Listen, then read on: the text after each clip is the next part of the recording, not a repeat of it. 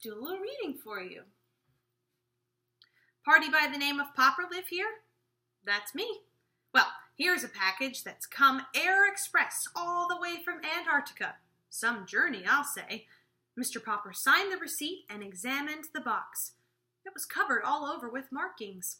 Unpack at once, said one. Keep cool, said another. He noticed that the box was punched here and there with air holes.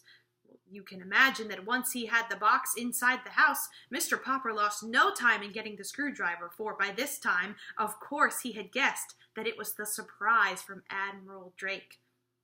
He had succeeded in removing the outer boards and part of the packing, which was a layer of dry ice, when from the depths of the packing case he suddenly heard a faint "ork."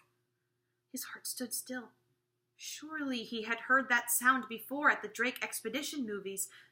Well, his hands were trembling so that he could scarcely lift off the last of the wrappings. There was not the slightest doubt about it. It was a penguin! Mr. Popper was speechless with delight, but the penguin was not speechless. "Ork," it said again, and this time it held out its flippers and jumped over the packing debris. It was a stout little fellow, about 2.5 feet high, and although it was about the size of a small child, it looked much more like a little gentleman, with its smooth white waistcoat in front and its long black tailcoat dragging a little behind. Its eyes were set in 2 white circles in its black head. It turned its head from one side to the other. At first with one eye, and then with the other, it examined Mr. Popper. Mr. Popper had read that penguins are extremely curious, and he soon found that this was true, for stepping out, the visitor began to inspect the house. Down the hall it went, and into the bedrooms, with its strange, pompous little strut. When it, or he, Mr. Popper had already begun to think of it as he, got to the bathroom, it looked around with a pleased expression on its face.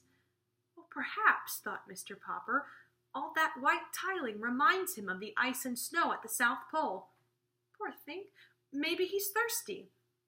Carefully, Mr. Popper began to fill the bathtub with cold water.